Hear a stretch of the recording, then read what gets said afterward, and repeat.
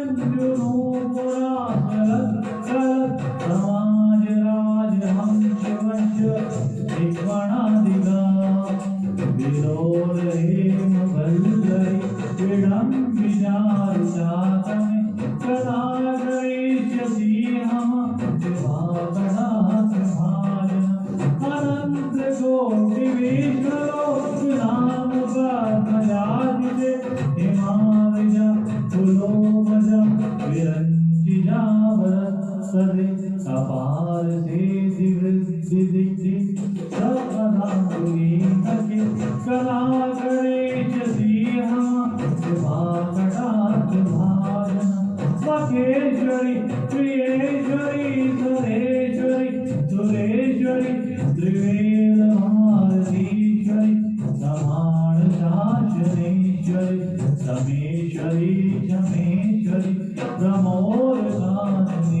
मंगली ब्रजेश्वरी ब्रजाधिपे विराधिके नमोस्तुते विदीतमात्रभूस्तवं निशम्यभानन्तरि करोतु सत्तदञ्जनं कृपाकटाक्षभाजनं भवेदेव सञ्चिता विरूपता विनाशनम्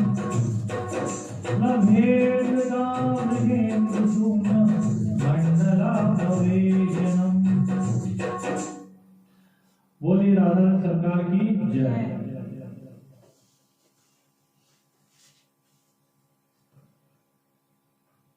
द्वितीय दिवस की कथा में देवहूति कर्दम मुनि के आश्रम में रहने लगी और मनुशत्रुओं ने सुंदर शिक्षा देकर अपने राज्य में लौट गए।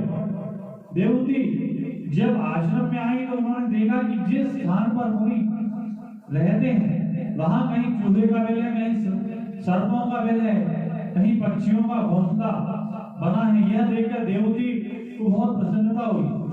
उन्होंने सोचा कि मेरे पति सभी में अपनत्व रखते हैं। यह आश्रम सिर्फ मुनि का नहीं है अपितु सभी का है। अपना स्थान सिर्फ इतना है कि जितने में आसन बिछ जाए। कर्दम मुनि विवाह करके जब लौटकर आश्रम आए तो तपस्या करने बैठ गए और देवहूति उनकी सेवा करने लगे।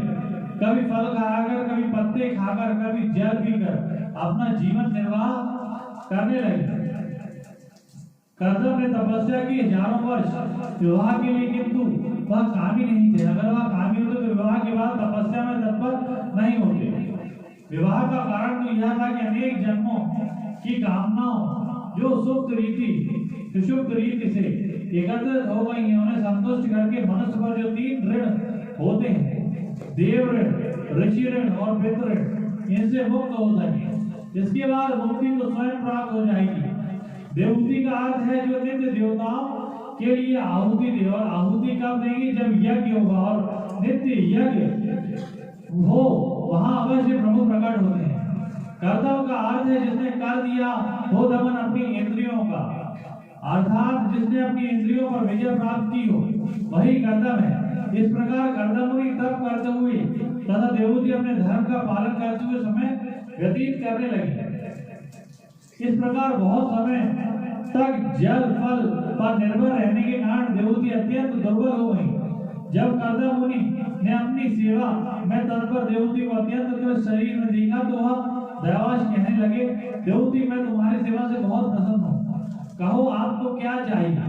वह बोली, रात्यम बाल द्विज वैष्ट दमोग्य योग मायाधिपे त्वयि विभो तद वैमी भरतः यस्ते भ्या भ्या यस समयः सकृत संगो भूयार गरिय यासिर गुणः प्रसव सती नाम।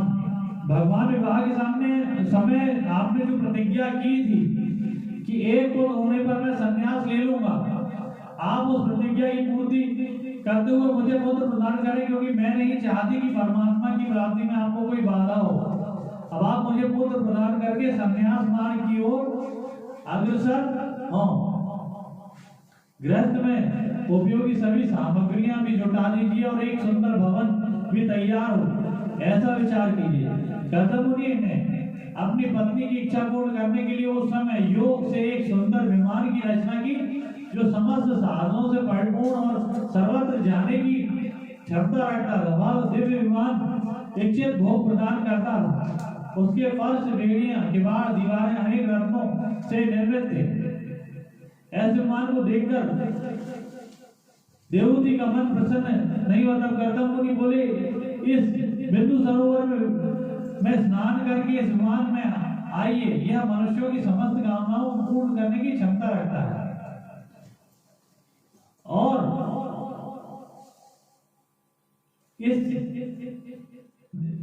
9 रूपों में देवहूति को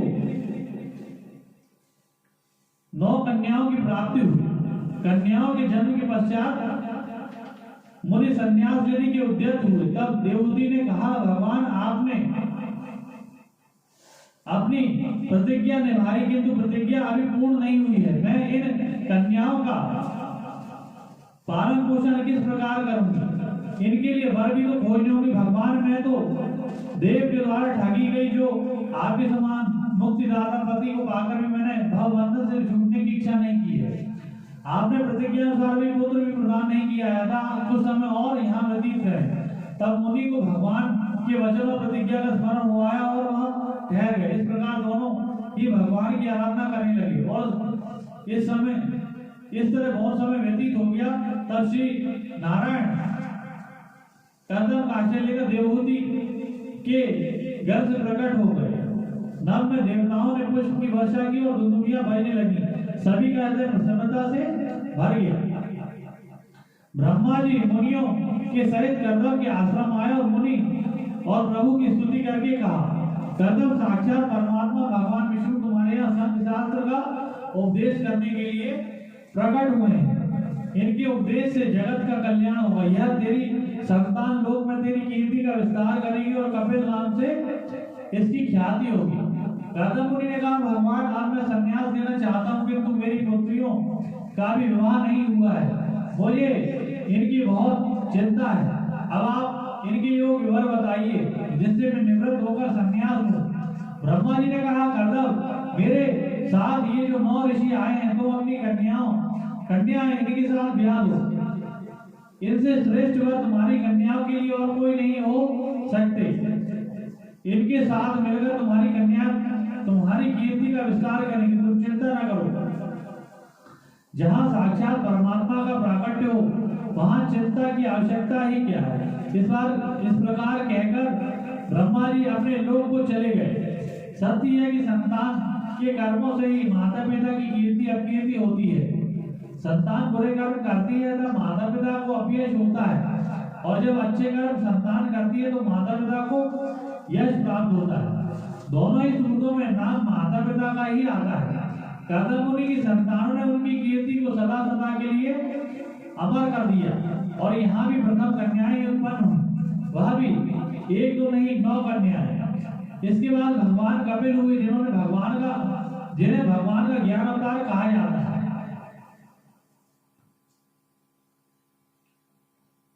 देवहूति जो नित्य देवा आराधना करे और यहाँ उसे ही नवधा भक्ति की प्राप्ति होती है, और जब नवधा भक्ति युवा हो जाए मतलब चरण पर पहुंच जाए तो ज्ञान प्राप्त होता है, आत्मज्ञान होता है, और आत्मज्ञान ही परमात्मा की प्राप्ति करा सकता है।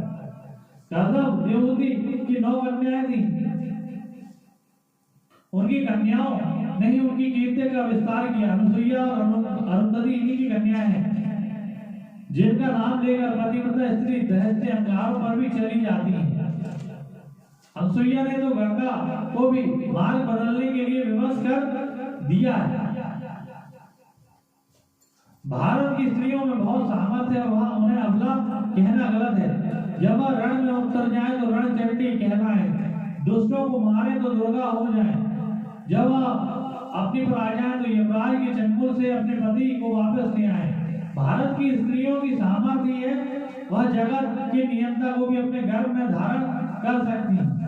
यह भारत की स्त्रियों का सम्मान ही है, और हमारे देश को भी भारत माता कहते हैं और यहाँ की भूमि मातृभूमि कहलाती है। कर्दम मुनि ने ब्रह्मा जी की आज्ञा अनुसार अपनी 9 कन्याओं को उन 9 ऋषियों को समर्पित कर दिया। कला नाम की कन्या मरीच को, अनुसुईया अत्रि को, श्रद्धा अंगीरा को, हरिभु पुलंस को, गति पुला को, क्रिया गतु को, ख्याति भृगु को, अरुंधति वशिष्ठ को तथा शांति अथर्व को समर्पित की और सभी का सत्कार किया। इस प्रकार विधि विधान पूर्वक विवाह हो जाने पर सभी ऋषि कर्दम की आज्ञा लेकर अपनी पत्नियों सहित अपने अपने आश्रम लौट गए। एक दिवस कर्दम मुनि ने एकांत में जाकर अपने पुत्र भगवान कपिल से कहा, प्रभु अब मैं संन्यास लेना चाहता हूँ। आपने मेरे यहाँ पुत्र रूप में आकर मेरे चरित्र को अमर कर दिया। अब आप मुझे आज्ञा दें जिससे मैं आपका चिंतन करते हुए आपका परम पद प्राप्त कर सकूं। भगवान ने कहा, मुनि मैंने अपने वचनों का पालन करते हुए आपके यहाँ पुत्र रूप में जन्म लिया। मैं आज्ञा देता हूँ आप मेरे भजन करते हुए परम पद को प्राप्त कीजिए। समय आने पर मैं माता को भी आत्मज्ञान प्रदान करूंगा, जिससे वह मुक्ति पा लेंगे। इस प्रकार भगवान की आज्ञा लेकर मुनियों ने प्रणाम कर देवहूति से आज्ञा लेकर अग्नि और आश्रम का त्याग कर वन की ओर चले गए। वहां उन्होंने अपना मन परमात्मा में लगा दिया और अंत में परम पद को प्राप्त किया। इच्छा द्वेष विहीन सर्वत्र समचेतसा भगवत भक्ति युक्तेन प्राप्ता भगवती गति। मुनि ने सभी के में समबुद्धि रखकर भगवत भक्ति से युक्त होकर इच्छा द्वेष से रहित होकर परमात्मा का परम पद प्राप्त किया। पिता के वनगमन के पश्चात माता देवहूति ने ही भगवान कपिल का पालन पोषण किया। अपने हाथ से उन्हें नहलाया, वस्त्र अलंकारों से सजाना, सुंदर शिक्षा देना, संयमित आहार देना, यही उनका नित्य कर्म बन गया। इस प्रकार आनंद का अनुभव करते हुए बहुत समय व्यतीत हो गया। एक दिन ब्रह्मा जी के वचनों का स्मरण करते हुए देवहूति ने कपिल भगवान से पूछा, प्रभु इन दुष्ट इंद्रियों की विषय लालसा से मैं उब गई हूँ, कैसे इनसे छुटकारा प्राप्त हो? ये इंद्रियां मुझे अपनी ओर खींचती है। जीभ कहती है अच्छा खाऊं, आंख कहती है अच्छा देखूं, मुझे इंद्रियों को वश में करने का उपाय बताओ। भगवान कपिल ने कहा, माता जो भी कुछ हो वह मेरे लिए हो। जीभ को अच्छा खिलाओ, मेरा भोग लगाकर, आंख को अच्छा दिखाओ, मेरा और मेरे भक्तों का दर्शन कराओ। इंद्रियों को मेरी ओर मोड़ दो तो इंद्रियां वश में हो जाएंगी। मेरे रूप माधुरी में मन तथा इंद्रियों को फंसा देने से ना चाहने पर भी परम पद की प्राप्ति हो जाती है।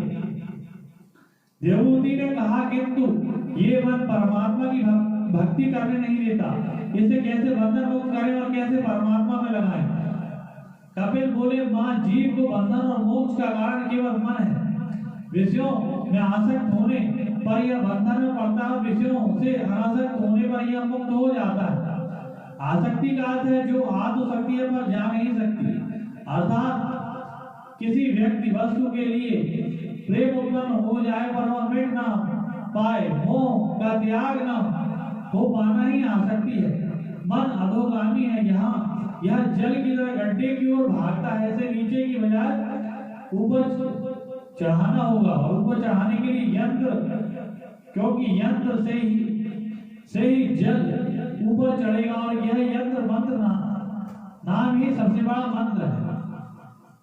मन का उल्टा नम का अर्थ है नम्रता। नम और नाम ही पार लगा सकते हैं। मन को भगवान कपिल कहते हैं, मन को वश में करने का दूसरा साधन है अष्टांग योग। यम, नियम, आसन, प्राणायाम, प्रत्याहार, धारणा, ध्यान, समाधि। पातंजल योग सूत्र के अनुसार 5 यम तथा 5 नियम है, किंतु भगवान श्री कृष्ण ने उद्धव जी को यम नियम 12 प्रकार के बताए। शिष्य की बुद्धि के अनुसार ही उसे ज्ञान देना चाहिए था। साधारण मनुष्य को ध्यान में रखते हुए पातंजलि ने यम नियम के भेदों को सूक्ष्म करते हुए 5 प्रकार में ही सीमित कर दिया, किंतु भगवान श्री कृष्ण ने उद्धव को समझाया तो पूर्णता के साथ वर्णन किया, क्योंकि उद्धव ज्ञानियों में अग्रगण्य है और वह बृहस्पति के शिष्य भी हैं। इसी कारण श्री कृष्ण ने पूर्ण वृतांत सुनाया। अहिंसा, सत्य, अस्तेय, चोरी न करना, ब्रह्मचर्य, असंचय यम है। शौच, संतोष, तप, स्वाध्याय, ईश्वर ध्यान आदि नियम है। जिस प्रकार सुखपूर्वक बैठना प्रभु भक्ति हो सके, ऐसे पद्मासन, वीरासन आदि बैठने के तरीके को ही आसन कहते हैं। मंत्रोच्चारण करते हुए अथवा ध्यान करते हुए नाक के बाएं क्षेत्र से श्वास कुंभक रोचन प्राणायाम कहलाता है। मन द्वारा इंद्रियों को विषयों से विरक्त करना ही प्रत्याहार है। इस प्रकार मन को जीतकर हृदय में प्रभु को स्थिर करना ही धारणा है। प्रभु में चित्त को निरंतर प्रभु से भिन्न कुछ प्रतीत न हो, स्वयं के होने का भी जब आभास न हो, ध्यान ये ही भिन्नता भी जब प्रतीत न हो, वही अवस्था समाधि। इस प्रकार अष्टांग योग का नियम कहा गया है। यह क्रिया बड़ी विचित्र है, यहाँ सूक्ष्म रूप से इसका वर्णन किया गया है। आगे श्री कृष्ण उद्धव संवाद में इसे विस्तृत रूप देने का प्रयास होगा।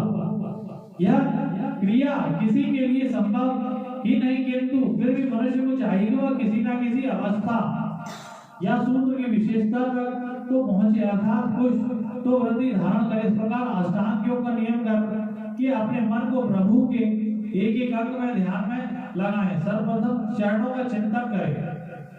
चरणों का चिंतन सबसे पहले इसलिए बताया क्योंकि जन्म जन्म की वासनाएं इस मन को मैला किए हैं, और जब घर का द्वार ही गंदा हो तो मेहमान कैसे आए?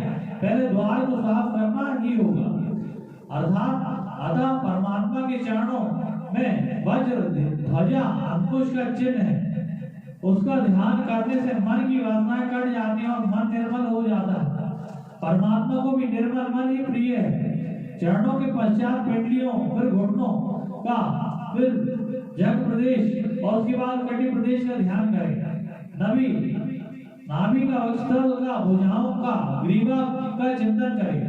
परमात्मा की नासिका, कपोल और ओष्ठ तथा ठोड़ी का ध्यान करें और उनके नेत्र, मस्तक तथा केशों का ध्यान करें। और परमात्मा की दंत पंक्तियों को मुस्कुराते समय दिखाई देती है, सतत उसका ध्यान करें।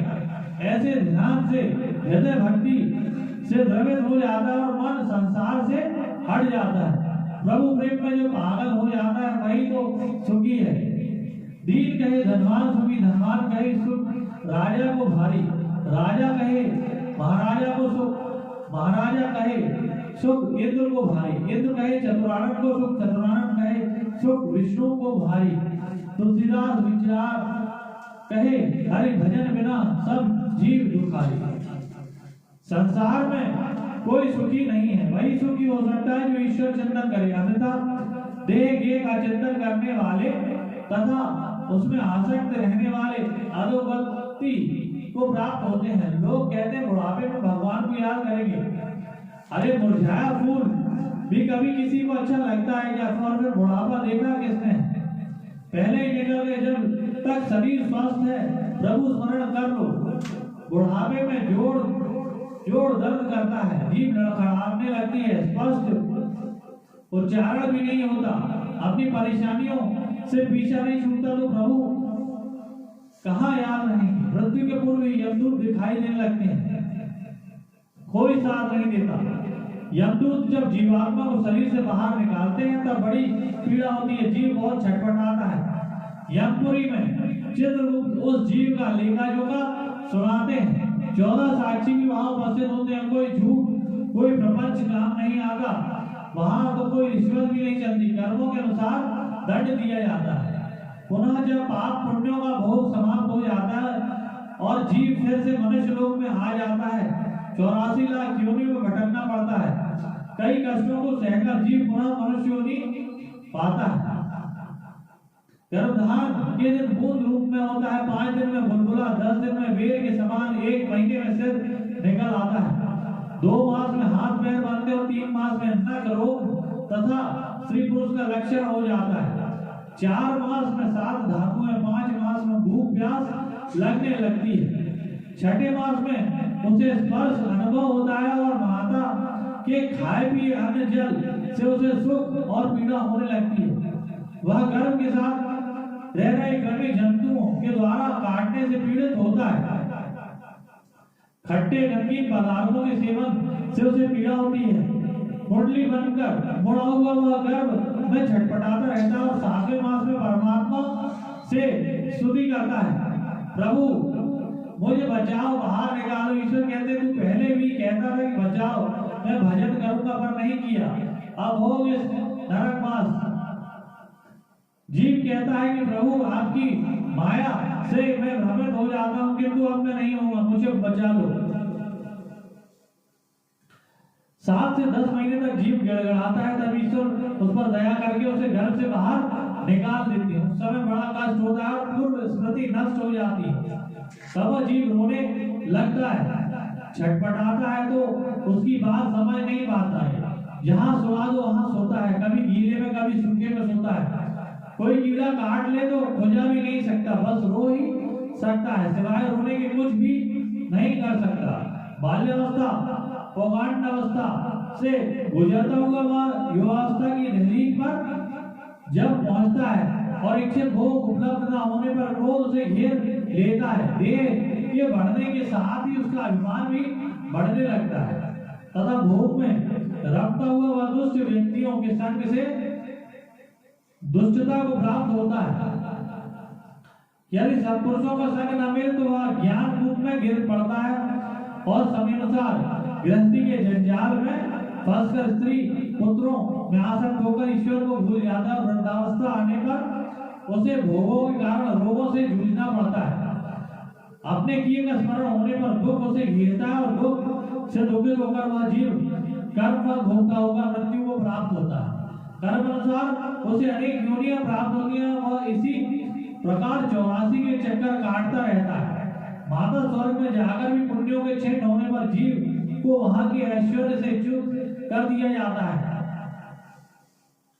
माता इसलिए भेजने योग्य भगवान का भजन करो।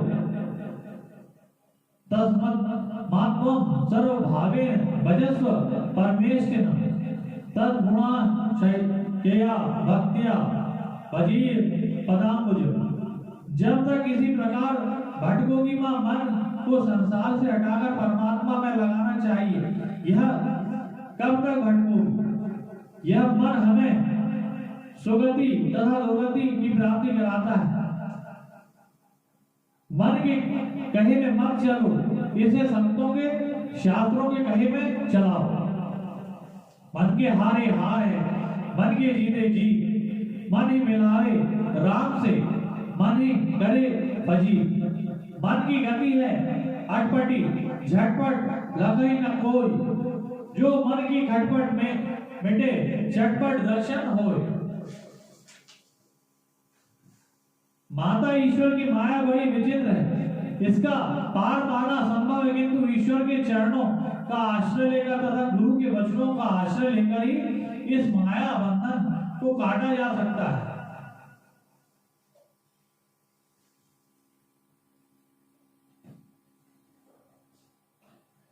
भक्ति समस्त बंधनों को काटकर मायापति को ही बांध लेती है। भक्ति का आश्रय लो। मैत्री जी बोले, विदुर जी, भगवान कपिल के वचन सुनकर उनकी माता देवहूति के मोह का पर्दा फट गया और वह स्तुति करने लगी। मनुष्य की तो बात ही क्या है, वह चंडाल भी सर्वश्रेष्ठ है, जिसकी जीवा के अग्र भाग में आपका नाम विराजमान। जो श्रेष्ठ पुरुष आपका नाम उच्चारण करते हैं, उन्हें तो तप हवन वेद अध्ययन तीर्थ शाम तथा सदाचार का पालन सब कुछ कर लिया है। प्रभु आप परब्रह्म हैं। वृत्तियों के प्रभाव को अंतर्मुख करके अंतःकरण में आपका ही चिंतन किया जाता है। आप अपने तेज से माया के प्रभाव को शांत कर देते हैं। आपके उदर में संपूर्ण वेद तत्व निहित है। मैं आप विष्णु रूप भगवान कपिल को प्रणाम करते हुए इस प्रकार श्रेष्ठ आत्मज्ञान का उपदेश कर कपिल वहां से गंगा सागर क्षेत्र में चले गए। उन्होंने सांख्य शास्त्र की रचना करके तत्वों की संख्या को समस्त जगत को बताया। उन्होंने तत्वों की संख्या 24 निर्धारित की। मां देवहूति योग साधना के द्वारा समाधि में स्थित हो गई। उन्हें अपने शरीर की सुध नहीं रही। थोड़े ही समय में उन्होंने भगवत प्राप्ति कर ली। उनका वह शरीर नदी रूप में परिणत हो गया। वह नदी सिद्धिदा तथा वह क्षेत्र सिद्धपद के नाम से विख्यात हुआ। कपिल मुनि के नैष्ठिक ब्रह्मचारी होने के कारण कर्दम देवहूति का वंश यहाँ पूरा हो गया, किंतु उनकी पुत्रियों की संतति से उनकी स्मृति सदा के लिए अविस्मरणीय हो गई। श्रीमद् भागवत कथा तृतीय स्कंद संपूर्ण हो गया। चतुर्थ स्कंद में हम प्रवेश करेंगे। उससे पूर्व हम जो पितामह भीष्म ने भगवान की स्तुति की थी उसका गान करें। पितामह भीष्म द्वारा भगवान श्री कृष्ण के श्री चरणों में जो स्तुति की गई है उसे भीष्म स्तुति कहते हैं। श्री भीष्म उवाच इतिमति रूपकल पिता वितृष्णा भगवती सात्वत पुंगवे विभूति सतकुमुद गते क्वचि विहर्तु प्रकृतिमुपेयुषियत् प्रवाह त्रिभुवन कमनं कमालवर्णं रविवर गौरवराम्बरं दधाने बकुलाव्रताननाथं विजय सखे रविरतिरे सुमीया युधिगुरुगर्जो विदुम्रवेश्वर कचुरुविषं वार्यमं प्रदते मम निश्चय विरिमिनां विजय सखे रविरे आत्मा सपदि सखि वचो निशम्यमासे निज बलयोर्बलयोरतं निवेश्य स्थितिवति सैनिकायुरकं स्थितिवति पार्थ सखे रतिमहतु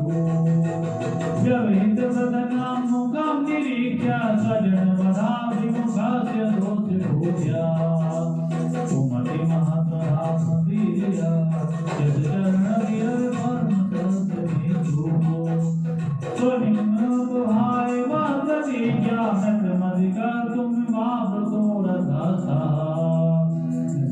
चरणो जयायुलभो हरिर्वहन्तु इमं गतोदरीयः स्थितिविशिष्टिवचोटिहीनदण्ड शतजपनिमृदुआदता विनोमे रसभविविधनादमात्मधानं स भवतु मे भगवान् गतिमुकुन्द विजय रथ कुटुंब आदोदे जठर रश्मि दक्षिणों किन्निये भगवती रतिरा सुमे मुमुर्जो यमनि निरीक्ष्य सागता स्वरूपम् ललित गति विलास वल्लुहास प्रणय प्रणीक्षण कल्पितो रुमाना कृतमनुकृतवत्स उन्मधान्ता प्रकृति मगन किलयस्य गोपवद्वा मुनिगण निपवार्य गंगु निंदा सदसि युधिष्ठिर राजसूय एषाम् अहं सुखेदईक्षणो मम ऋषि गोचर एष आविरामा अमिमहं शरीरभाजं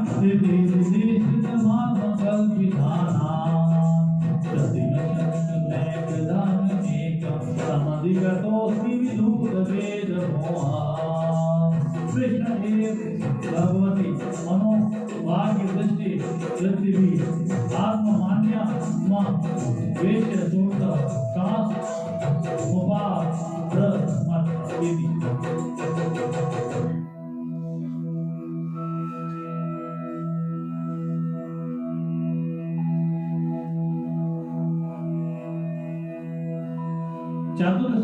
चतुर्थ स्कंद में मनु शत्रुपा की 3 कन्याएं और 2 पुत्र उत्पन्न हुए। यह पहले ही जान चुके हैं। मैत्रेय जी बोले, विदुर जी, देवहूति का विवाह कर्दम के साथ हुआ था, अद्भुति का विवाह रुचि प्रजापति के साथ हुआ, इनके यहाँ यज्ञ नारायण का प्रादुर्भाव हुआ, उनका विवाह दक्षिणा के साथ हुआ और यज्ञ पुरुष और दक्षिणा के 12 पुत्र उत्पन्न हुए और उनके वंश का बहुत विस्तार हुआ। मनु शत्रुपा की तीसरी कन्या प्रसूति का विवाह दक्ष प्रजापति के साथ हुआ और उनके यहाँ 16 कन्या उत्पन्न हुई। कल्प के भेद के अनुसार यहाँ दक्ष की पुत्रियों की संख्या में भेद है। कहीं उनकी कन्याओं की संख्या 60 भी बताई जाती है, किंतु यहाँ 16 ही बताई है। हम उसी के अनुसार वंश परंपरा में आगे बढ़े। दक्ष की 13 कन्या धर्म को ब्याही गई, एक अग्नि को, एक पितृगणों को तथा एक भगवान शिव को ब्याही गई। भगवान शिव की पत्नी सती को छोड़कर बाकी सभी का वंश का बहुत विस्तार हुआ। सती ने अपने पति का तिरस्कार होने पर पिता की यज्ञ में देह त्याग दिया और पुनः पर्वतराज हिमालय के घर पुत्र रूप में अवतरित होकर पार्वती रूप में से पुनः शिव की प्राप्ति की और कार्तिकेय तथा गणेश की माता होने का गौरव प्राप्त किया। इस प्रकार मनु शत्रुपा की कन्याओं की संतति से समस्त जगत छा गया। मनु शत्रुपा के 2 पुत्र प्रियव्रत तथा उत्तानपाद थे। मैत्रेय जी बोले, विदुर जी, ये दोनों ही संसार की रक्षा में तत्पर रहते थे। ध्रुव चरित्र में उत्तानपाद की दो पत्नियां थी, सुनीति तथा सुरुचि। उत्तान का अर्थ होता है ऊंचा और पाद का अर्थ होता है पैर। जिसका पैर ऊंचा है अर्थात जिसकी समाज प्रतिष्ठा है वह उत्तानपाद है। जो नीति अनुसार चले वह सुनीति और जो रुचि के अनुसार चले वह सुरुचि है। नीति पर चलने वाले को ध्रुव जैसे गुणवान पुत्र की प्राप्ति होती है और अपनी रुचि पर चलने वाले को उत्तम जैसे उद्दंड पुत्र की प्राप्ति होती है। जीव को नीति के अनुसार चलना अच्छा नहीं लगता, वह तो स्वरुचि अर्थात अपने मन के अनुसार चलना चाहता है। यही हाल उत्तानपाद का था। वह सुरुचि से अधिक प्रेम करता था और उससे डरता भी था। एक दिवस उत्तानपाद उत्तम को गोद में लेकर खिला रहे थे। उस समय वहां ध्रुव भी आ गए। उन्होंने पिता की ओर हाथ करके खुद को गोद में लेने को कहा। उत्तानपाद उसे गोद में लेना चाहते थे, परंतु उस समय सुरुचि वहां आ गई। ध्रुव को गोद में आने को उत्सुक देखकर ध्रुव से बोली, बच्चे तू राजा की गोद में बैठने का अधिकारी नहीं है। ध्रुव ने कहा, क्यों, क्या यह मेरे पिता नहीं है? सुरुचि ने कहा, तू राजा का बेटा है तो क्या हुआ? तू नाना, तुझे ज्ञान नहीं है, तुमने दूसरी स्त्री के गर्भ से जन्म लिया है। राजा की गोद में बैठने के लिए जितना उसका पिता होना आवश्यक है उतना ही मेरा माता होना भी जरूरी है। यदि तुझे पिता की गोद तथा राज सिंहासन की इच्छा है तो वन जाकर भगवान की तपस्या कर और उनसे वरदान मांगना कि मुझे सुरुचि के गर्भ से जन्म दो, तभी राज सिंहासन तथा राजा की गोद में बैठने का अधिकारी होगा। धन्य है सुरुचि जिसने अपने गर्भ को मंदिर कह दिया, सर्वश्रेष्ठ कह दिया, क्योंकि जिस परमात्मा को पाकर फिर कुछ पाना बाकी नहीं रहता, उसने कहा कि मेरे घर में आने के लिए नारायण से प्रार्थना कर। धन्य सुरुचि। अपनी माता के ऐसे वचन सुनकर ध्रुव क्रोध के साथ लंबी लंबी सांस लेने लगे। पिता चुपचाप देखते रहे, कुछ नहीं बोले। तब ध्रुव माता सुनीति के पास दौड़े आए और माँ से लिपटकर रोने लगे। माँ के पूछने पर भी कुछ न बोले, बस रोते रहे। तब औरों के मुख से सुरुचि की कहानी सुनकर सुनीति की का धीरज टूट गया। वह रोने लगी और स्वयं को संभालती हुई ध्रुव से बोली,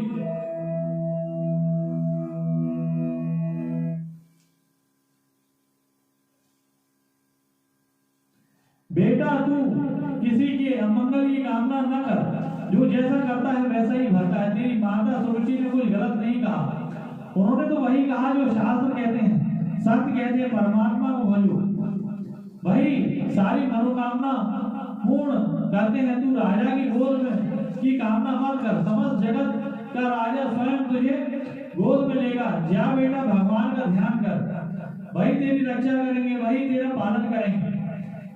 जिस लक्ष्मी को लोग ढूंढा करते हैं वह लक्ष्मी स्वयं हाथ में दीपक की भांति कमल लेकर उन परमात्मा को ढूंढती है। तू भी उन परमात्मा की शरण में जा, वह तेरे सारे मनोरथ पूर्ण करेंगे। तेरे दुख को दूर करने का सामर्थ्य किसी और में नहीं लिखता। नान्यम तत् पदम लाशलोचनाद दुख छिदम ते प्रगयामि कंचन यो प्रज्ञते हस्तगहे पदमया श्रेयत रैरंग दिव्य मारणाय। सुनीति ने ध्रुव को परमात्मा की खोज के मार्ग पर चलने का आदेश दिया। सच है, माँ ही संस्कार बनाती है बच्चे का। ध्रुव ने प्रभु की प्राप्ति की। इसमें सबसे बड़ा योगदान सुनीति का ही है। सुरुचि ने जो वचन कहे वे अपेक्षित हैं, क्योंकि सभी नहीं, ज्यादा वे माता ऐसे वचन कह सकती हैं, किंतु माता उसका समर्थन कर दे, यह तो सुनीति में ही दिखाई दे सकता है। सुनीति यदि उसी समय सुरुचि से लड़ने पहुंच जाती तो क्या ध्रुव परमात्मा को पा पाते? सुनीति ने कहा, जा बेटा, वन में जाकर परम पुरुष को भज। माता को प्रणाम करके ध्रुव घर से निकल गए। उन्होंने माता के वचनों पर विश्वास है, उन्हें कोई चिंता नहीं है। जब मनुष्य अपने चिंता न करके प्रभु प्राप्ति के मार्ग पर बढ़ता है तब ईश्वर स्वयं उसकी चिंता करते हैं। भगवान ने नारद जी को आदेश देकर कहा, जब तक गुरु प्राप्ति नहीं होती तब तक मुझे प्राप्त करने का मार्ग नहीं मिलता। आप जाओ और ध्रुव को अपना शिष्य बनाकर मेरी प्राप्ति का मार्ग प्रशस्त करो।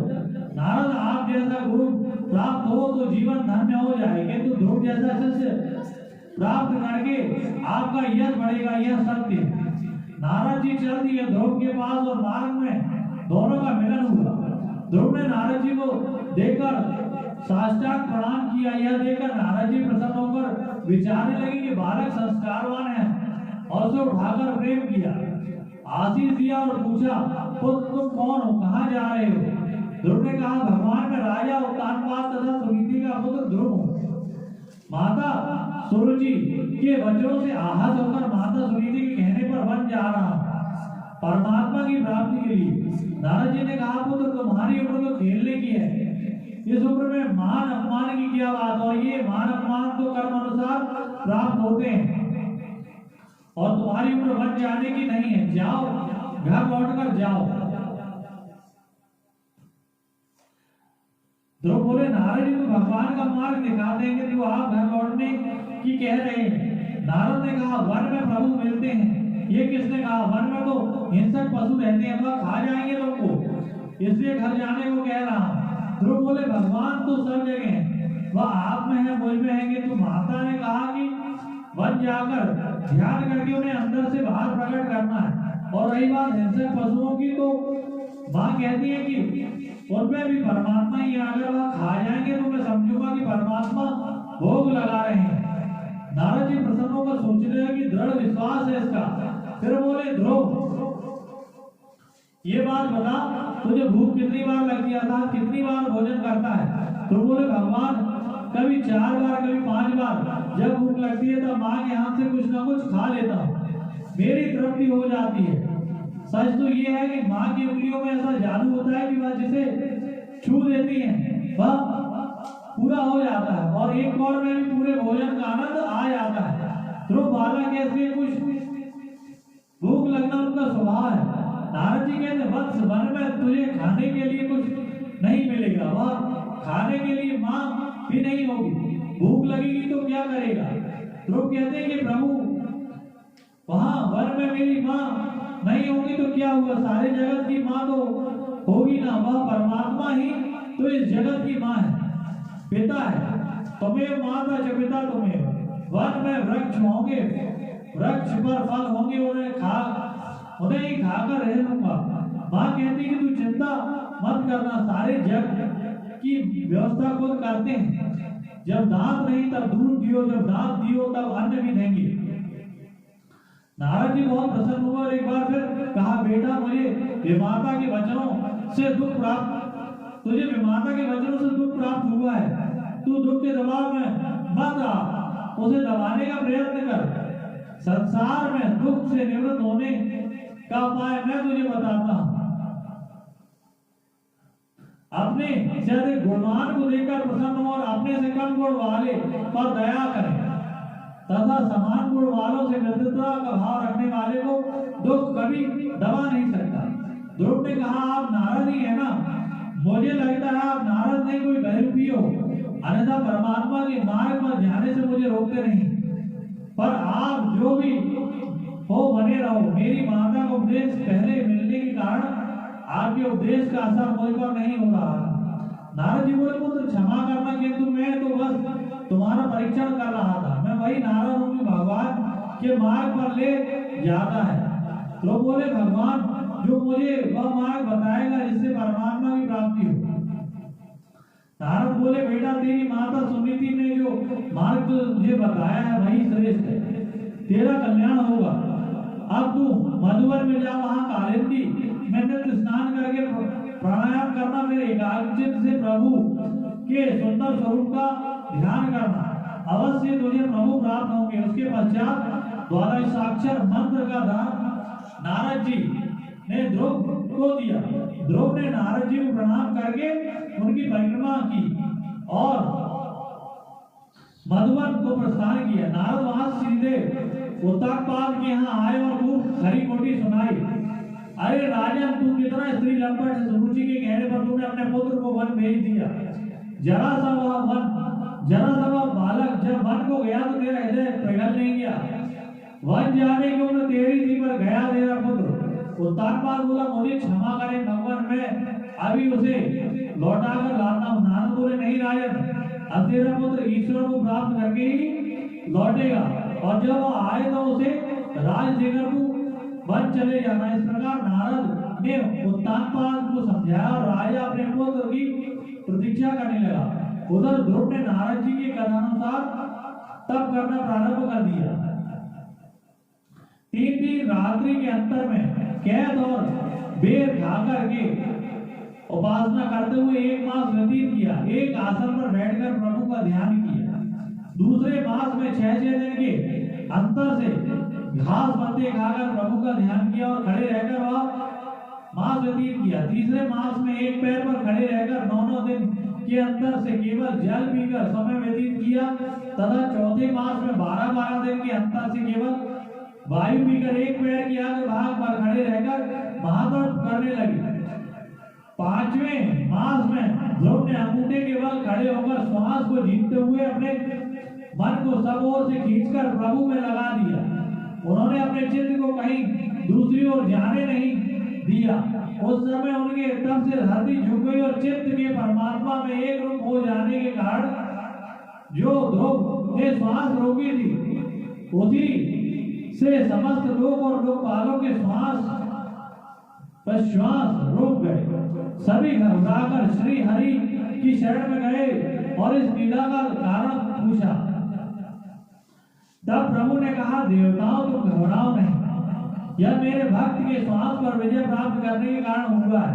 तुम अपने अपने लोगों को जाओ, मैं उसका तप निवृत्त करूंगा। देवता बोले, प्रभु आप शीघ्र ही उसे दर्शन देकर अपना स्वरूप दिखलाइए, हमारी रक्षा कीजिए। भगवान बोले, देवताओं ऐसे भक्तों को मैं अपना दर्शन नहीं कराता, मैं तो खुद ऐसे भक्तों को देखने तथा उनका दर्शन करने जाता हूँ।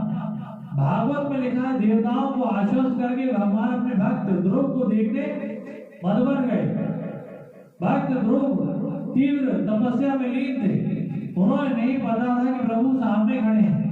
भगवान ने सोचा, कब तक खड़ा रहूंगा यहाँ आधा। उन्होंने अंतर से स्थापित मूर्ति को ध्रुव के चित्त से खींच लिया। अंतर में अंधकार पाला ध्रुव ने विचलित होकर नेत्र खोले तो सामने भगवान को खड़ा पाया। तब कौतूहलवश उन्हें देखने लगे। प्रभु को देखकर ध्रुव ने दंडवत प्रणाम किया। बहुत कुछ बोलना चाहते पर बोलना आता नहीं, तो क्या करें, वह देखते रहे और मुस्कुराने लगे। तब ध्रुव को देखकर भगवान हंस दिए। इन दोनों को देखकर देवता हंसने लगे। देवताओं को देखकर सुखदेव जी मुस्कुराने लगे। सुखदेव को देखकर परीक्षित हंसे। इन दोनों को देखकर वहां से सभी ऋषि मुनि हंसने लगे। सौनक ऋषि बोले, सूत जी ये सभी क्यों हंसे? सूत जी बोले, सौनक जी ध्रुव इसलिए हंसते हैं कि बोलना तो बहुत चाहता हूँ पर बोलना नहीं आता। प्रभु इसलिए हंसे कि सामने खड़ा हूँ, कुछ मांगता नहीं। देवता इसलिए हंसे कि देखो ये क्या है कि मांगता नहीं है, अगर हम होते तो सब कुछ मांग लेते। सुखदेव इसलिए हंसे कि जब साक्षात ईश्वर प्राप्त हो गए तो क्या मांगा जाए। परीक्षित इसलिए हंसे कि धन्य हो जो मुझे सुखदेव जी जैसे गुरु मिले, जिन्होंने मुझे उस दृश्य का दर्शन करा दिया। तथा ऋषि मुनि इसलिए हंसे कि परीक्षित तुम धन्य हो जो तुम्हारे कारण हमें इस कथा का आनंद मिल रहा है। ध्रुव को कुछ न बोलता देख परमात्मा ने अपने शंख को ध्रुव के गाल में छुआ दिया और शंख के स्पर्श पाते ही ध्रुव को समस्त वेदों का, शास्त्रों का ज्ञान प्राप्त हो गया। और फिर ध्रुव ने प्रभु की सुंदर स्तुति की। योऽन्तः प्रविश्य मम वाचमिमां प्रसूता संजीवय किल शाकिलना स्वधाता अन्याद सतं चरणं शरणं दुगादि प्राणान् नमो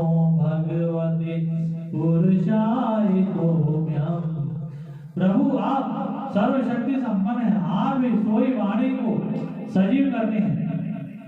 हाथ, पैर, कान और त्वचा आदि इंद्रियों को तथा प्राणों को भी आप ही चेतना प्रदान करते हैं। मैं आपको प्रणाम करता हूँ। रात को संग में जल भरकर रखने, प्रातः इस मंत्र से अभिमंत्रित तो जल को पिए तो वाणी का दोष दूर होता है, बुद्धि तीव्र होती है। भक्ति मोह प्रवहतां त्वयि में प्रसंगो भूयादनंत महता महलाशयाना योनान्यसोलभर्मुरुव्यसन्नं भवाब्धिं निशे भवद्गुणकथाव्रत पानमत्ता। भगवान, आप मुझे विशुद्ध हृदय महात्मा भक्तों का संग दीजिए, क्योंकि उनका आप में अविच्छिन्न भक्ति भाव है। उनके संग में रहकर मैं आपके गुणों और लीलाओं की कथा सुधा पी पीकर उन्मत्त होकर सहज ही इस दुख रूपी भवसागर से पार पहुंच जाऊंगा। इस प्रकार ध्रुव ने परमात्मा की 12 श्लोकों में बड़ी सुंदर स्तुति की। भगवान ने पूछा, ध्रुव तुझे क्या चाहिए? मैं तुझ पर प्रसन्न हूँ, मांग ले जो चाहे। ध्रुव ने कहा, अब कुछ नहीं चाहिए, आपको पाकर सब कुछ पाना बाकी नहीं रहा। भगवान बोले, वत्स, मैं जानता हूँ तेरे मन में क्या संकल्प है, तो तुझे अवश्य उस परम पद की प्राप्ति होगी जिसका ग्रह नक्षत्र तथा तारे परिक्रमा करते हैं।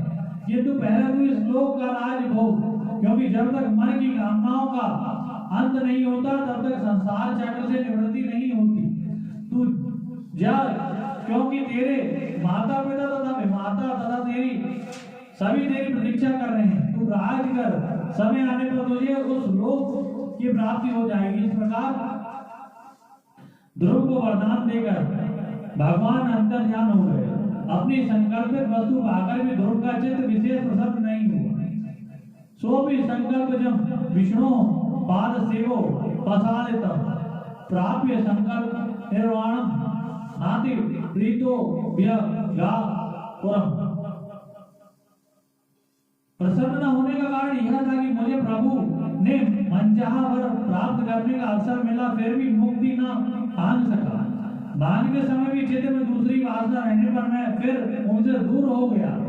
इस प्रकार विचारते हुए स्वयं को धिक्कारते हुए ध्रुव लौटने लगे। जब उत्तानपाद को यह ज्ञात हुआ ध्रुव लौट के आ कहा है, तो नगर के लोगों के साथ सीमा पर अपने पुत्र का स्वागत करने पहुंचे। ध्रुव को देखकर राजा ने दौड़कर उसे हृदय से लगा लिया। ध्रुव ने पिता के चरणों में प्रणाम किया, पुनः माता सुरुचि को प्रणाम किया, तो सुरुचि ने उसे गले से लगाकर चिरंजीवी रहो ऐसा आशीष दिया। उसके बाद ध्रुव ने माता सुनीति के चरणों से अपना सिर रखकर प्रणाम किया। माता अपने पुत्र को देखकर सारे संताप भूल गई और उसके मुखमंडल को चूमने लगी। अपने भाई उत्तम से मिलकर ध्रुव को अति प्रसन्न हुई और सभी नगरवासी आनंद मनाने लगे। उत्तानपाद ध्रुव को साथ लेकर राजधानी लौट आए और आनंद पूर्वक रहने लगे। उत्तानपाद ने ध्रुव को तरुण अवस्था में प्रवेश करते देख सभी की सम्मति से उन्हें भूमंडल के राज्य पर अभिषिक्त कर दिया और स्वयं को वृद्धावस्था में प्रवेश करते देख वन गमन किया और परमेश्वर का ध्यान करते हुए परम पद को प्राप्त किया। ध्रुव सभी पर कृपा करते हुए भूमंडल पर राज करने लगे। समय अनुसार उन्होंने प्रजापति शिशुमान की पुत्री भ्रमि के साथ विवाह किया और उनके कल्प तथा वत्सर नामक 2 पुत्र हुए। ध्रुव का दूसरा विवाह वायु की पुत्री इला से हुआ और उनसे उत्कल नामक पुत्र और एक पुत्री भी उत्पन्न हुई। ध्रुव अपने छोटे भाई उत्तम के विवाह का विचार कर ही रहते कि अचानक एक दिन शिकार करने के उत्तम को हिमालय पर्वत पर स्थित एक यक्ष ने मार डाला। सुरुचि ने जब पुत्र मरण का समाचार सुना तो उनके भी प्राण छूट गए, वह भी परलोक से धार गए। इस अपार दुख से ध्रुव को बहुत कष्ट हुआ और क्रोध, शोक और द्वेग में भरकर विजय रथ पर सवार होकर अस्त्र से भरपूर होकर ध्रुव अकेले ही अलकापुरी यक्षों के निवास पहुंच गए। वहां पहुंचकर ध्रुव ने शंख ध्वनि करके यक्षों को युद्ध का निमंत्रण दे दिया। शंख ध्वनि से यक्षों की पत्नियां घबरा गईं, किंतु यक्षवीरों को यह सहन न हुआ और वह भी नगर के बाहर खड़े ध्रुव के समक्ष आ खड़े हुए। ध्रुव प्रचंड धनुर्धर थे। उन्होंने प्रत्येक यक्ष को एक साथ 3-3 बाण मारे। उत्तर में यक्षों ने भी ध्रुव पर 6-6 बाण छोड़े। यक्षों की संख्या 13 आयु 1,30,000 थी। ध्रुव का वह दिव्य रथ उन बाणों की वर्षा से ढक गया। यक्ष प्रसन्न हो गए, उन्होंने अपने विजय की घोषणा कर दी। तभी अचानक ध्रुव ने अपने धनुष की टंकार से सबके दिल हिला दिए और प्रचंड बाणों से उनके समस्त अस्त्र काट गिराए। ध्रुव के तीखे बाण यक्षों के कवच भेद कर उनके शरीरों को जर्जर कर देते थे। ध्रुव के बाणों से कटकर यक्षों के शरीर धरती पर गिरने लगे। बचे यक्ष मैदान छोड़कर भागने लगे। ध्रुव ने देखा कि कोई भी शत्रु सामने नहीं है। सारथी ने कहा, महाराज पुरी के अंदर चले। ध्रुव ने कहा, नहीं, ये मायावी है, पता नहीं क्या करें। वह वहीं नगर के बाहर खड़े रहे। थोड़ी देर में धूल भरी आंधी चलने लगी। विष्टामुक्त रक्त की वर्षा होने लगी। पत्थर परी उन पर गिरने लगे, किंतु ध्रुव घबराए नहीं। उन्होंने नारायणास्त्र का संगठन किया। नारायणास्त्र के धनुष पर चढ़ते ही सारी माया का विनाश हो गया और छोड़ने पर विकट विध्वंस हुआ। हजारों यक्ष मारे गए। ऐसा विनाश देखकर यक्षराज कुबेर ध्रुव के दादा मनु के पास पहुंचे और युद्ध रोकने की प्रार्थना की। तब महाराज मनु रथ पर सवार होकर ध्रुव के पास आए और बोले, पुत्र, क्रोध न करो, ये नरक का द्वार है। तुम्हें अपने भाई से प्रेम था, ये अच्छी बात है, किंतु एक यक्ष की करनी का फल तुम अनेक यक्षों को क्यों दे रहे हो? पुत्र, तुमको तो परमात्मा का धाम प्राप्त हुआ है, फिर इतना क्रोध उचित नहीं है। तुम्हारा भाई की मृत्यु को कालवास हुई है। इन यक्षों ने उसे नहीं मारा। ना कोई जन्म लेता है, ना मर सकता है। यह सब तो उस परमात्मा की इच्छा से ही होता है। तुम युद्ध बंद करो, ये हमारे कुल पर कलंक लगा रहा है। बेटा, भगवान के भक्त होकर युद्ध न करो, तुम उनकी भक्ति करो, यही श्रेष्ठ है। क्रोध के वशीभूत हुए पुरुष से सभी को भय होता है। जो चाहता है कि मुझे किसी को और किसी से मुझे भय ना हो, वह कभी क्रोध के वश में ना हो। अतः तुम क्रोध को त्याग कर युद्ध से विरत हो जाओ। अपने पितामह महाराज मनु की शिक्षा से ध्रुव का मन युद्ध से विरत हो गया। उन्होंने मनु को प्रणाम किया तथा यक्षराज कुबेर से प्रणाम करके क्षमा मांगी। कुबेर ने प्रसन्न होकर उन्हें प्रभु भक्ति का वरदान दिया और ध्रुव अपने राज्य लौट आए।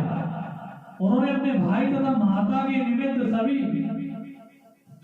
कर्मों को वहन किया और प्रेमपूर्वक प्रजा को प्रसन्न रखते हुए इस भूमंडल पर 36,000 वर्ष तक राज्य किया। अपने पुत्र उत्कल को राज सिंहासन सौंपकर ध्रुव बद्रिकाश्रम चले गए। वहां परमात्मा का ध्यान कर अपने मन को प्रभु में स्थित कर दिया। देह अभिमान छूट जाने से उन्हें मैं ध्रुव हूं यह स्मृति में नहीं रही। इस प्रकार ध्यान करते हुए कुछ काल बीत गया। एक दिन ध्रुव ने आकाश से उतरते हुए एक सुंदर विमान को देखा। उसमें 2 पार्षद खड़े थे जो 4 भुजाधारी और नारायण के समान प्रतीत होते थे। ध्रुव ने उन्हें देखकर प्रणाम किया था। भगवान के वह पार्षद बोले, राजन, हम आपको लेने आए हैं। यह विमान भगवान ने आपके लिए भेजा है। आप हमारे साथ उस स्थान पर चले जिसकी परिक्रमा सूर्य, चंद्र, तारागण तथा नक्षत्र करते हैं। इस प्रकार उन पार्षदों के वचन सुनकर ध्रुव ने नित्य कर्म किया और ऋषि मुनियों को प्रणाम करके विमान का पूजन किया। वह विमान पर चढ़ने को तैयार हुए ही थे कि वहां मृत्यु का आगमन हुआ। उसने ध्रुव से कहा, पहले मुझे स्वीकार करिए। ध्रुव ने पार्षदों की ओर देखा और उनके संकेत से उन्हें मृत्यु से कहा, आप थोड़ी देर प्रतीक्षा करिए। ध्रुव के इस प्रकार कहने पर मृत्यु बैठने के लिए जैसे ही नीचे झुके, वैसे ही ध्रुव ने प्रभु का ध्यान करके उसके शीश पर पैर रखकर विमान की ओर हाथ बढ़ाया। भगवान के पार्षदों ने ध्रुव का हाथ अपने हाथ में ले लिया। ध्रुव विमान पर चढ़ गए। मृत्यु देवता देखते ही रह गए। आकाश से पुष्प वर्षा होने लगी, दुंदुभियां भरी उठी। सभी प्रसन्न होकर ध्रुव की प्रशंसा करने लगे और विमान तेजी से ऊपर उड़ चला। ध्रुव को स्मरण हुआ कि पिताजी, माता सुरुचि तथा भाई उत्तम तो परम धाम चले गए, किंतु माता सुनीति अभी धरती पर ही है। पार्षद ध्रुव को मन की बात जान गए और उन्होंने ध्रुव को आगे जाता हुआ एक विमान दिखाया जिसमें माता सुनीति बैठी थी। यह देखकर ध्रुव को आनंद हुआ और त्रिलोकी को पार करते हुए सप्तऋषि मंडल से भी ऊपर उस परम लोक में जाकर ध्रुव प्रतिष्ठित हो गए, जिसकी परिक्रमा सूर्य, चंद्र, तारे, नक्षत्र तथा सप्तऋषि भी किया करते हैं, जिससे सभी ध्रुवलोक के नाम से जागते हैं। धन्य है ध्रुव, जिसका हृदय विमाता के वचनों से बिंद गया और 5 वर्ष की अवस्था में खिलौनों का मोह त्याग कर कुछ ही दिनों में तपस्या से श्री हरि को प्रसन्न करके उनके परम पद को प्राप्त कर लिया।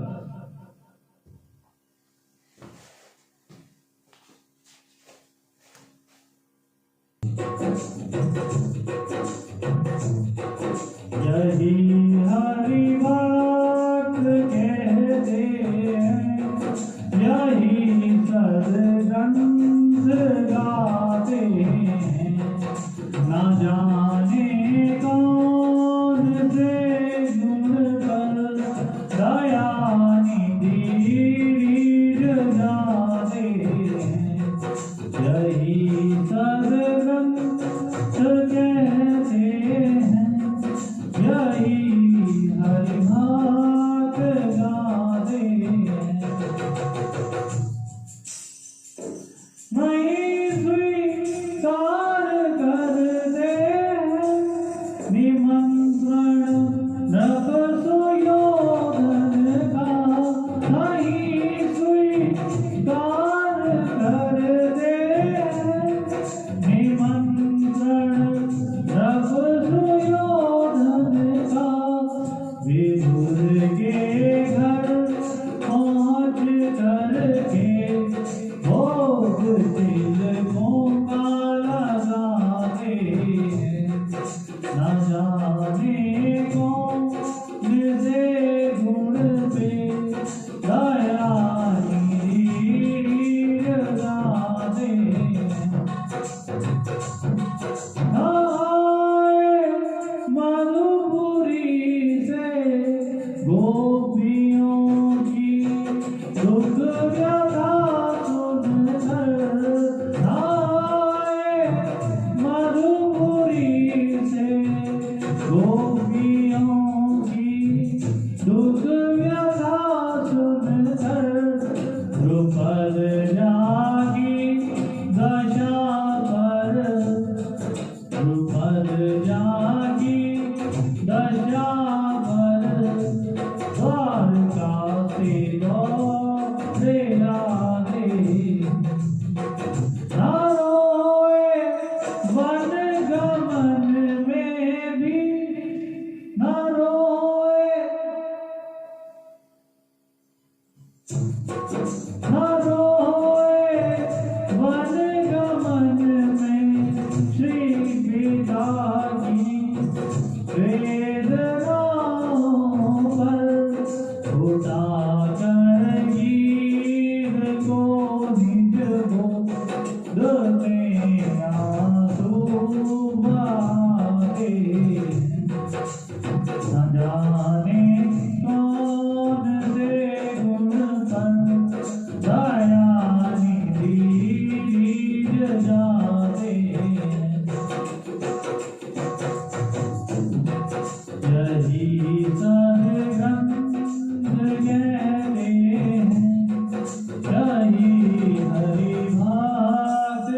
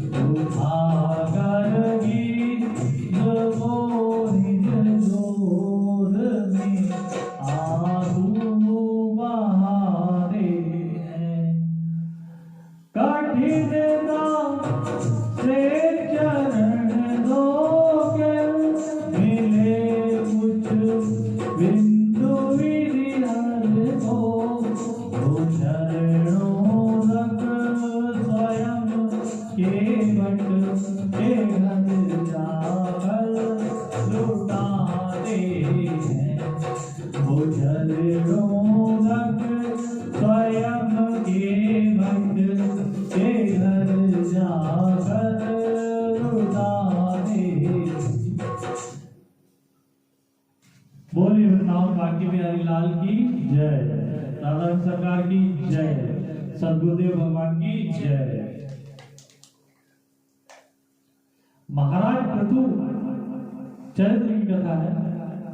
मंत्र तथा यज्ञाग्नि से प्राप्त उस प्रसाद से भी अंग को दुष्ट स्वभाव पुत्र प्राप्त हुआ।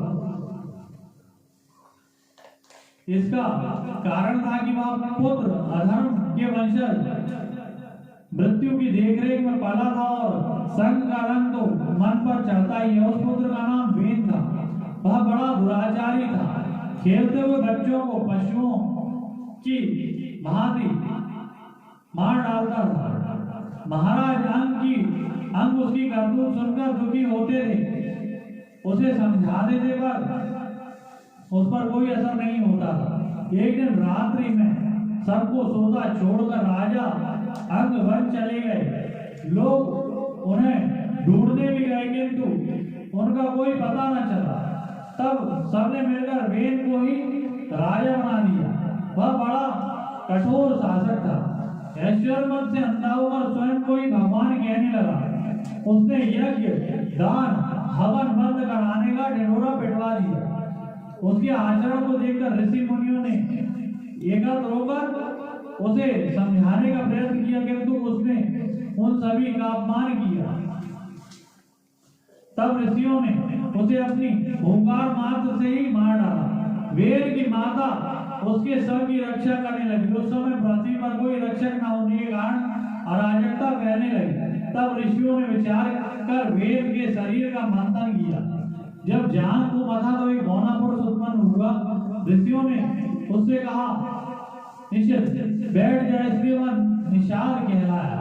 वेद के समस्त पाप उसने अपने ऊपर ले लिए। तब ब्राह्मणों ने वेद की भुजाओं का मंथन किया जिससे एक स्त्री पुरुष का जोड़ा प्रकट हुआ, जिसे देखकर ऋषियों ने कहा यह पुरुष नारायण की कला से उत्पन्न हुआ, यह स्त्री साक्षात लक्ष्मी का अवतार है।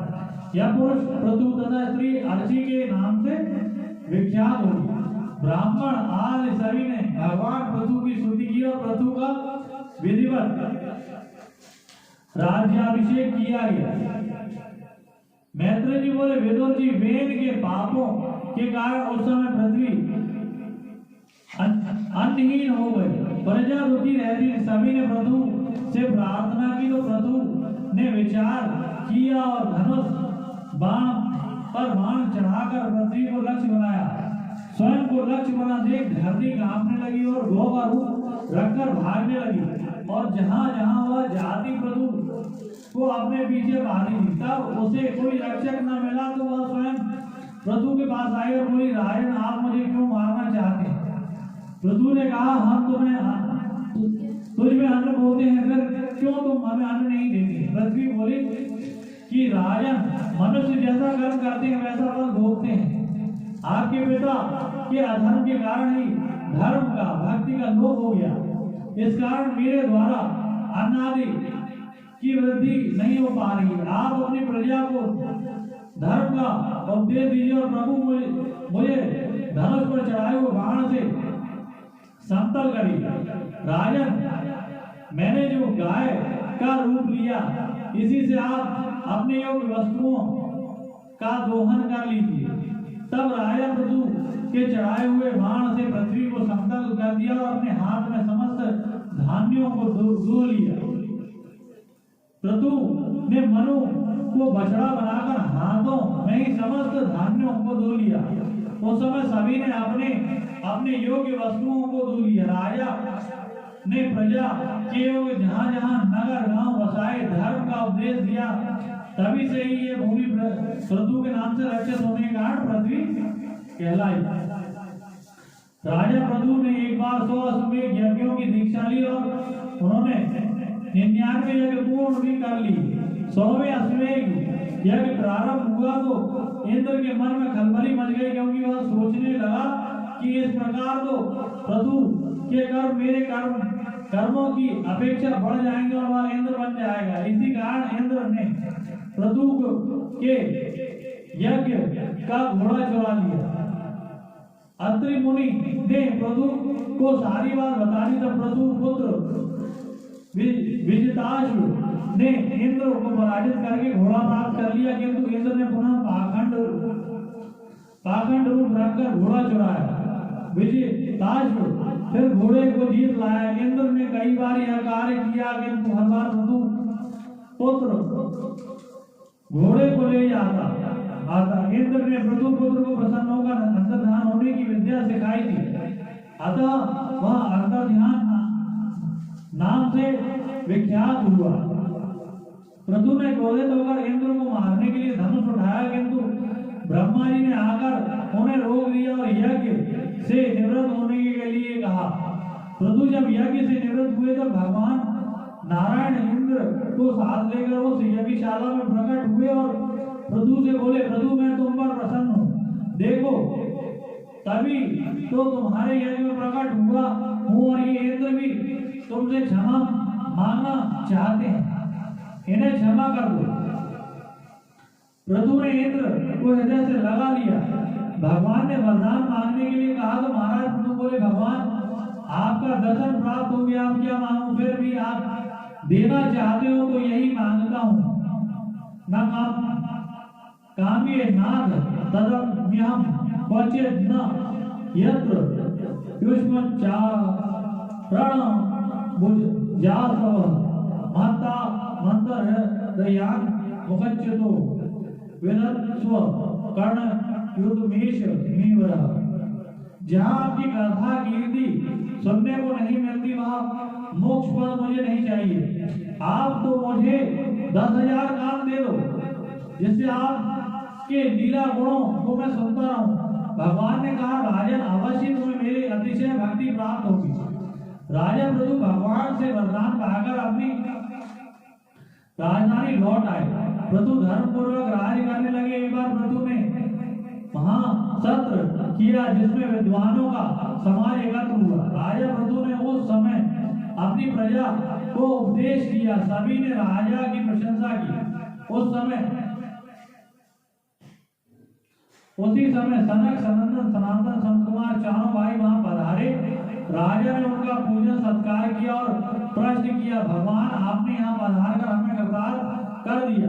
प्रभु हम संसारी लोग कर्मों के वशीभूत होकर विपत्तियों के क्षेत्र में संसार में पड़े हुए केवल इंद्रियों के भोग को ही परम पुरुषार्थ मान रहे हैं, तो क्या हमारे निस्तार या कल्याण का कोई उपाय है? इस संसार में मनुष्य का किस प्रकार सुगमता से कल्याण हो सकता है? सनत कुमार बोले, ब्रह्म में सुदृढ़ अनुराग होना यही कल्याण का साधन है।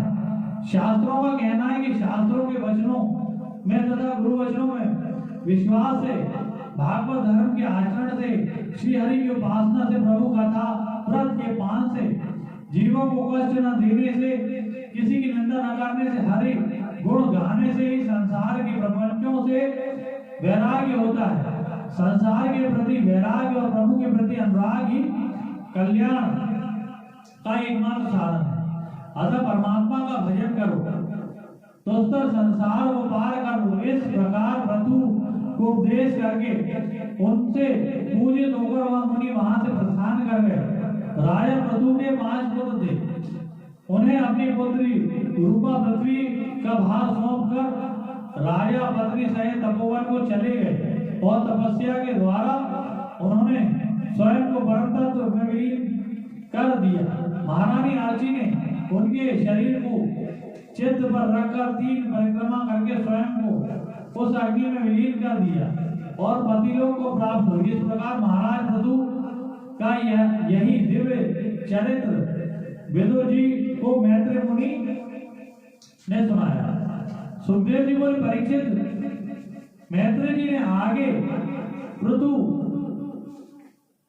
के वंश का वर्णन किया। प्रभु के ज्येष्ठ पुत्र का नाम विजिताश्व तथा अंदर धर्याम भी कहते हैं। वह पृथ्वी के सार्वभौम राजा हुए। उनके बाकी 4 भाई चारों दिशाओं में के राजा हुए। अंतर्धान अपने पुत्र हरवेल को राज देकर यज्ञ आदि के द्वारा परम लोक की प्राप्ति कर गए।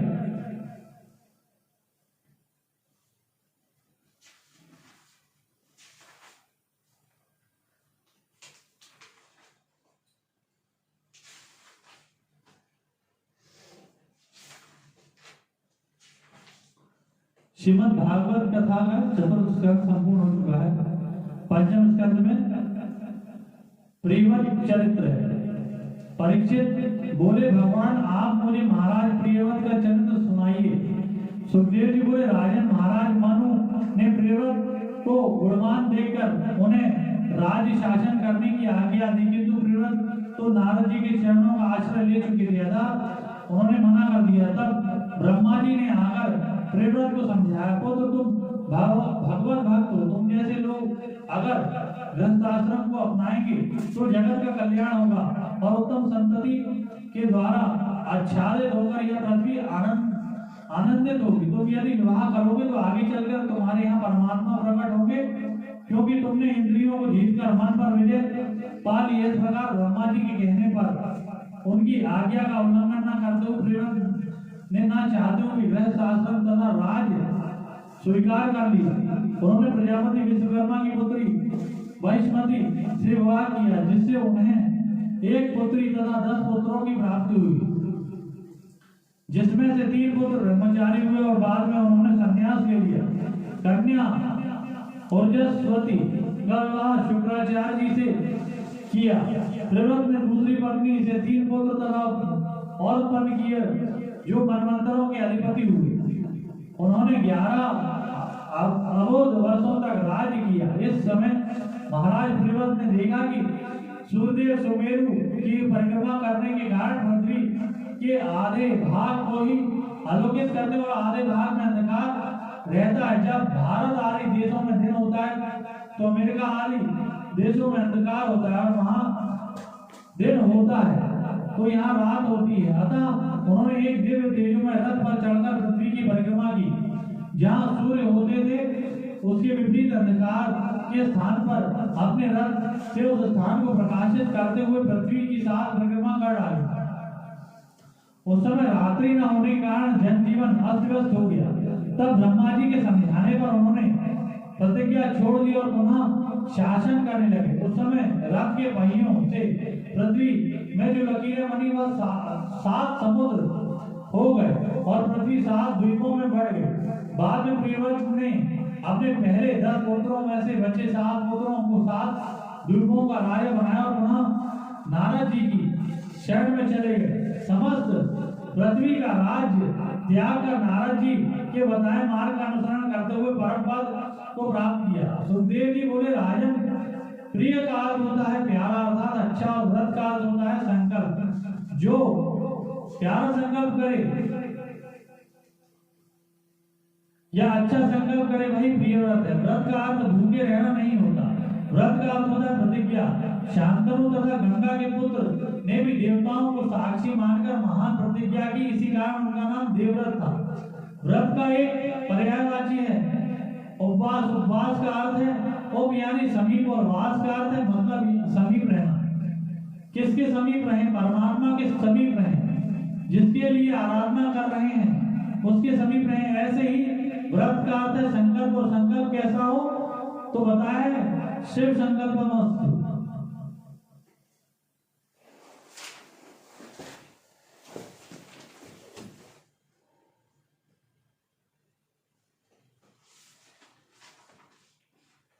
भक्ति के कष्ट की निवृत्ति के प्रसंग में जब संत कुमार ने नारद जी को सप्ताह श्रवण की विधि बता दी थी और जैसे भगवान के नाम का जयकारा किया गया उसी समय ज्ञान और वैराग्य तरुण अवस्था को प्राप्त हो गया। ये भक्ति के कष्ट की निवृत्ति की प्रसंग में आया हुआ प्रसंग है। झूम उठी और भक्ति आनंद से झूम उठी। यह दर्श देखकर नारद जी आनंद अश्रु से परिपूरित हो गए और बोले, मुनि आज मैं धन्य हो गया। नारद जी के प्रार्थना करते समय वहां सुखदेव जी आ गए और उस समय प्रहलाद, उद्धव, अर्जुन तथा इंद्र भी प्रकट हो गए। प्रहलाद जी करताल बजाने लगे, उद्धव झांझा बजाने लगे, अर्जुन राग अलापने लगे।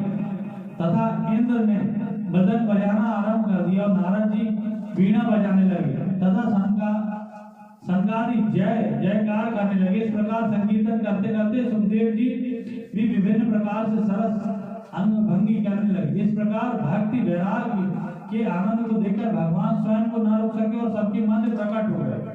प्रभु ने पूछा, क्या मांगना चाहते हो, मांग लो, आज मैं प्रसन्न हूँ। सभी ने कहा, भगवान हमारी यही अभिलाषा है कि जहाँ कहीं भी आपके नाम का कीर्तन हो आप वहाँ प्रकट हो जाया करें। भगवान ने कहा, तथास्तु। और सभी ने उन्हें प्रणाम किया और भगवान अंतर ध्यान हो गए।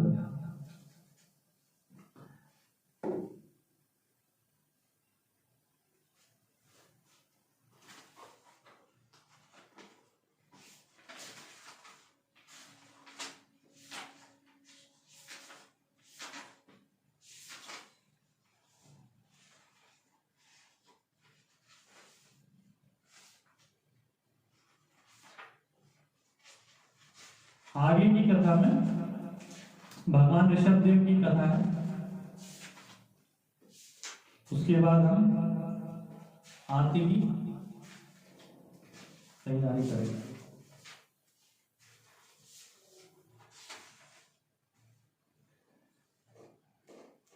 नाभि को कोई संतान न थी, अतः उन्होंने ब्राह्मणों की सहायता से पुत्र प्राप्ति के लिए यज्ञ पुरुष का यजन किया। यज्ञ से प्रसन्न होकर भगवान नारायण उस यज्ञशाला में प्रकट हुए। तब ब्राह्मणों ने उनकी स्तुति की और कहा, प्रभु आप राजा नाभि पर कृपा करें, उसे अपने सामने पुत्र प्रदान करें। तब प्रभु ने कहा, हे ब्राह्मणों, आपका वचन मिथ्या नहीं हो सकता, किंतु मेरे समान तो बस मैं ही हूँ। अब मैं स्वयं ही अपने अंश से इनका पुत्र होकर आऊंगा। यह कहकर भगवान यज्ञशाला से अंतर्ध्यान हो गए। राजा नाभि ने यज्ञ पूर्ण होने पर प्रसन्नता पूर्वक ब्राह्मणों को दान दक्षिणा प्रदान की और फिर भगवान की कृपा से नाभि की पत्नी मेरु देवी गर्भवती हुई और उस समय आने पर जगत को कल्याण करने हेतु भगवान ने राजा नाभि और मेरु देवी के यहाँ अवतार लिया। जन्म से ही बालक के अंगों में वज्र ध्वजा अंकुश आदि के चिन्ह अंकित थे। समय के साथ उनका प्रभाव भी बढ़ता जा रहा था। वह श्रेष्ठ गुणों से परिपूर्ण थे। अतः नाभि ने ब्राह्मणों के सहयोग से उनका नामकरण किया। उसका नाम रखा ऋषभ। एक समय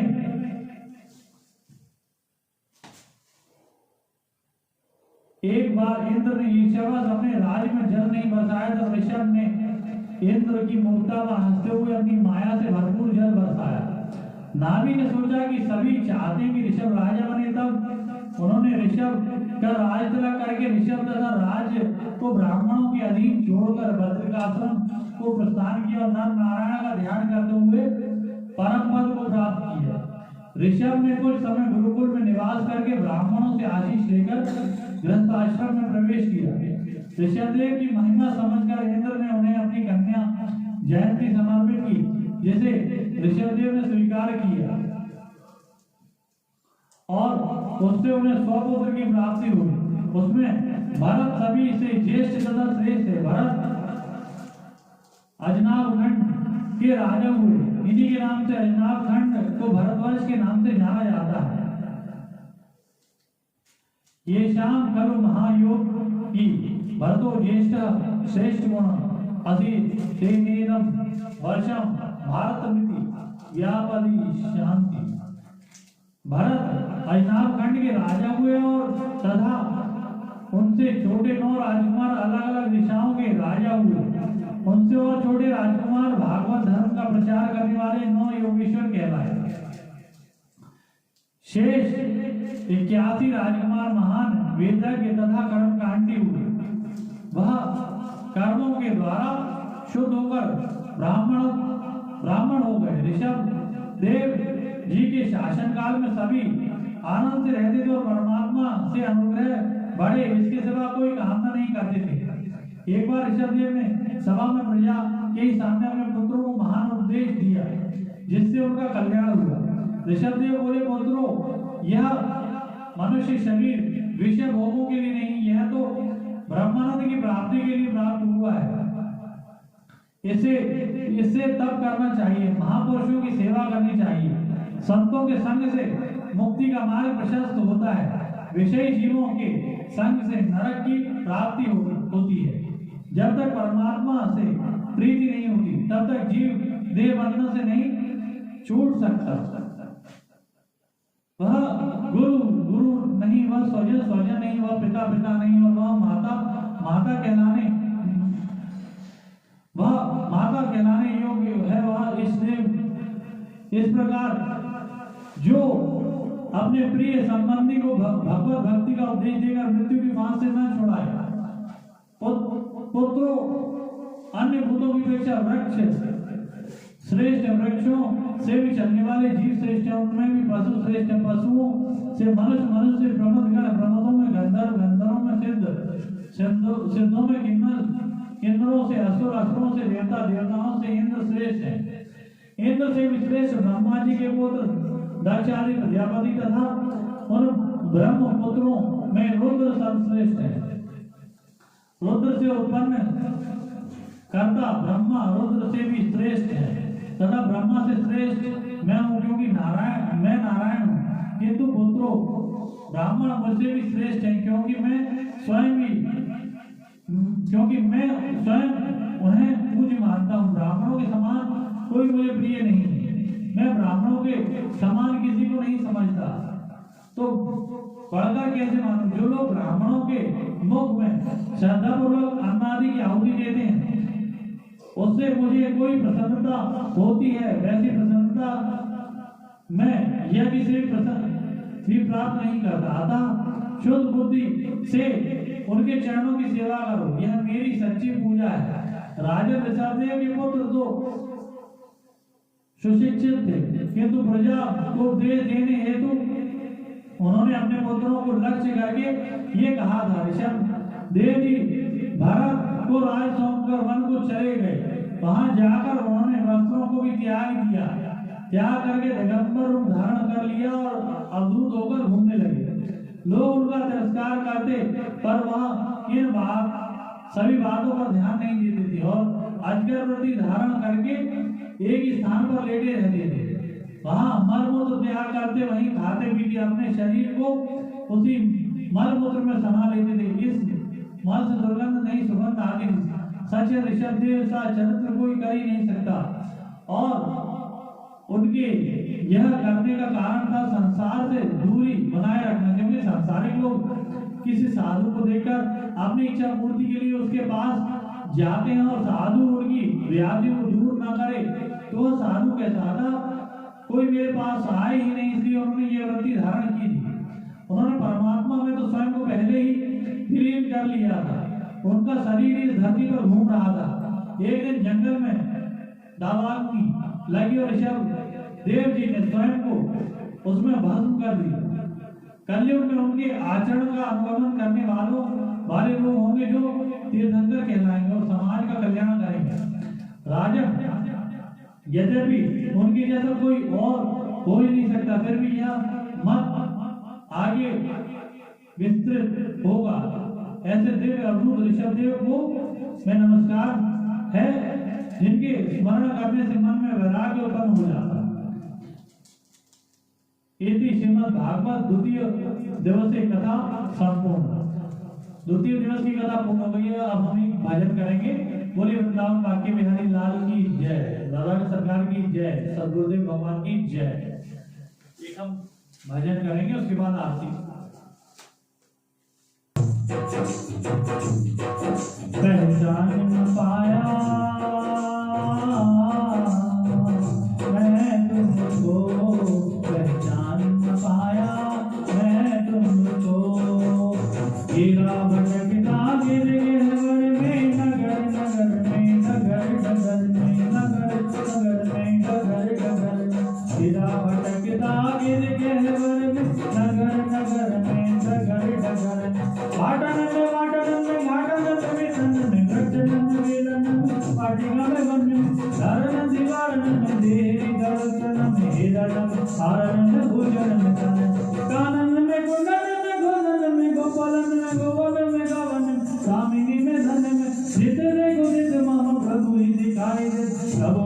छाए रहे नैनन मन, प्रभु मेरे छाए रहे नैनन मन, प्रभु मेरे छाए रहे नैनन मन में।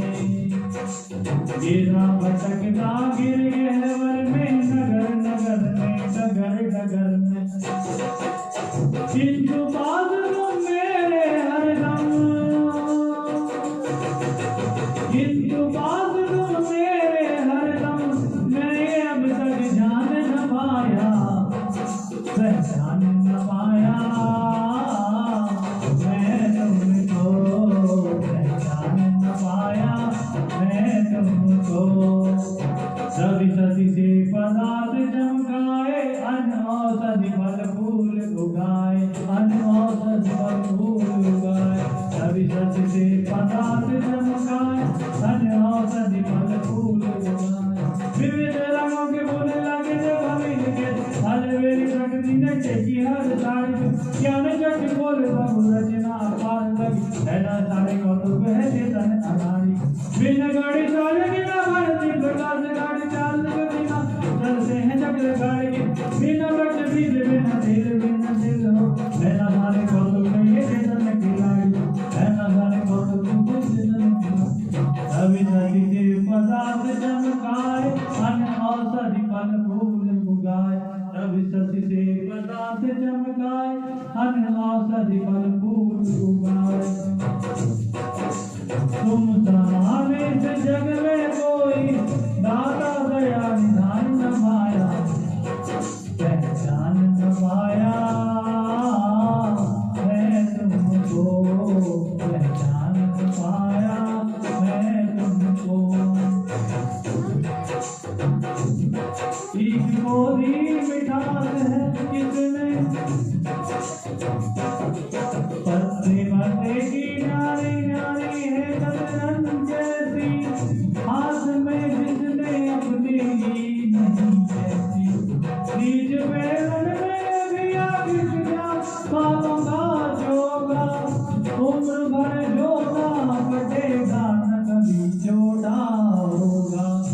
सिर को फुट के रखा लाल ये मुकुट जिसने, किया लघुवीर से पैदा विशाल भट्ट जिसने। शिव कैसी चमकती आंख बनाई कैसे, बीच में रख दी है तबले जैसी चाही कैसी।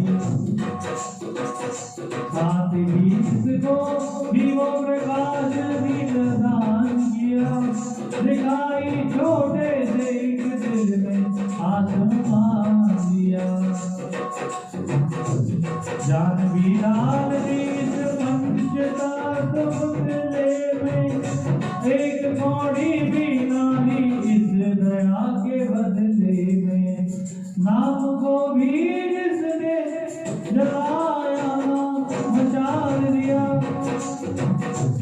मेरे घर में बैठवा क्या संभाल किया। जन्म से पहले ये कौतुक ही बेमिसाल किया, दूध माँ बच्चे की माँ के उर में जिसने डाल दिया। सबकी करनी का यथा योग फल देता है, सदा निष्पक्ष ना रिश्वत किसी से लेता है। एक रस है जो जन्मता मरा करता है, सदा कल्याण का झरना जो जरा करता है। सूखी खेती जो पल भर में हरा करता है, जीव मुंजर सभी का पेट भरा करता है। विश्व का चक्र ये जिसने नियम पे चलता है, और उगता है सूरज सांझ समंदलता है। पवन बहता है ये पावक प्रचंड जलता है, सिंधु भी देख लो मर्यादा से न डलता है। जिसकी सत्ता के बिना पत्ता न हिलता है, जिसकी सत्ता के बिना फूल भी न खिलता है। सारे ब्रह्मा